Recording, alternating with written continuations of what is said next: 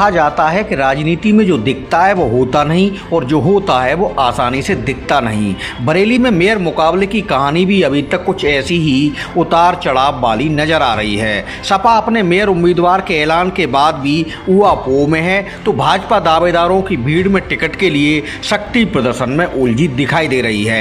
बसपा बेटेंट बाज की रणनीति के साथ भाजपा और सपा कैंप की गतिविधियों को अपनी तरह से पढ़ने की कोशिश में जुटी है तो कांग्रेस पार्टी अपने प्रत्याशी ऐलान की कामयाबी के बाद अब आगे की सोचकर चकरा रही है। उलझे से इस सिनेरियो को अगर एक लाइन में कहने की कोशिश करें तो सवालों की श्रृंखला लौट फिरकर x mayor doctor IAS Tomar के आसपास ही जाकर अटक रही है। बड़ा प्रश्न ये है कि यदि भगवा झंडा उठाकर निवर्तमान मेयर डॉक्टर उमेश गौतम फिर से रणभूमि में आते हैं तो बरेली में Samajwadi king doctor IAS Tomar क्या कदम उठाएंगे?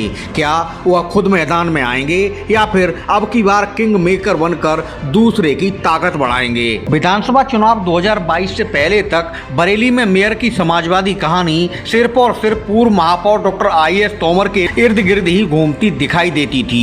डॉक्टर तोमर ही वह चेहरा हैं जिन्होंने बरेली नगर निगम की राजनीति में समाजवादी सपने को पूरा करके दिखाया था। पहली बार डॉक्टर तोमर निर्दलीय मेयर चुनाव जीते थे और बाद में सपा में शामिल हो गए थे। दूसरी बार वह सपा की टिकट पर मैदान में उतरे थे और फिर से जीते थे, यह बात अलग है। तीसरी बार 2017 के मेयर मुकाबले में डॉक्टर तोमर को भाजपा उम्मीदवार डॉक्टर उमेश गौतम के हाथों शिकस्त का सामना करना पड़ा था। मगर समाजवादी कैंप में आज भी चुनावी दंगल के लिए डॉक्टर तोमर जैसा दूसरा दमदार विकल्प मौजूद नहीं है। पिछले विधानसभा चुनाव में कांग्रेस छोड़ पूर्व मेयर सुप्रिया ऐरन भी समाजवादी ब्रिगेड में शामिल हो गई थी और उन्होंने बरेली कैंट से साइकिल पर सवार होकर चुनाव लड़ा था, मगर जीत की दहलीज तक नहीं पहुंच सकी। सुप्रिया ऐरन अब मेयर चुनाव लड़ने के बिल्कुल मूड में नहीं हैं। रही बात डॉक्टर तोमर की तो उनकी ओर से भी हाँ नहीं करने पर सपा ने नौकरी के बाद राजनीति में आए संजीव सक्सेना को उम्मीदवार घोषित जरूर कर दिया है और वो अपने चुनाव कार्यालय भी बनाने में जुट गए हैं, मगर समाजवादी कैंप में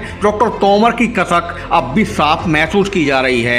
चर्चा है समाजवादी कैंप में डॉक्टर तोमर को मनाने की कोशिशें लगातार जारी हैं। समाजवादी कैंप में तोमर इफेक्ट के बीच सत्तारूढ़ भाजपा की चर्चा करते हैं, जिस पर दूसरे दलों की सबसे ज्यादा निगाहें हैं। भाजपा ने अभी पहले चरण के मेयर चुनाव के लिए राज्य की 10 सीटों पर अपने उम्मीदवारों का ऐलान किया है। दूसरे चरण में आने वाली बाकी की 10 मेयर सीटों पर पार्टी को अपने प्रत्याशियों की घोषणा करनी है। इनमें ब्रज और रोहिलखंड क्षेत्र में आने वाली बरेली सीट भी शामिल है। भगवा कैंप में मेयर टिकट को लेकर भारी रस्साकसी की खबर सामने आ रही है।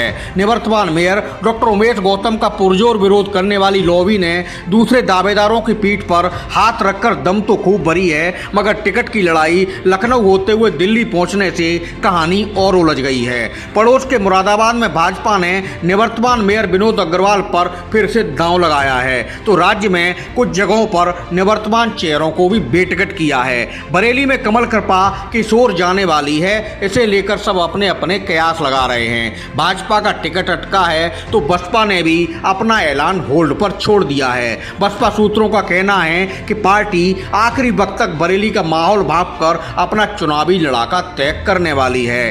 वहीं कांग्रेस ने कोचिंग संस्थान चलाने वाले चुनावी राजनीति में नवेले चेहरे डॉक्टर KV त्रिपाठी को टिकट देकर सबका ध्यान अपनी ओर जरूर खींचा है, मगर सपा की तरह कांग्रेस में भी नेताओं को टिकट हजम नहीं हो रही। कांग्रेस सूत्रों का कहना है कि कुछ साल पहले ही बरेली में शिफ्ट हुए डॉक्टर त्रिपाठी को शहर की उतनी समझ नहीं है जितनी कांग्रेस के दूसरे दावेदारों को थी। चुनावी चर्चों में एक पार्टी और भी शामिल है जो असदुद्दीन ओवैसी की है। ओवैसी की पार्टी के संगठन का दावा है कि मेयर और पार्षद मुकाबलों में उनके प्लेयर भी सबका ध्यान अपनी ओर खींचने वाले हैं। कुल मिलाकर बरेली में प्री इलेक्शन बहुत काटछांट चलती देखी जा रही है। आगे मेयर की महाभारत कितनी भीषण होगी इसका अभी सिर्फ अंदाजा ही लगाया जा सकता है।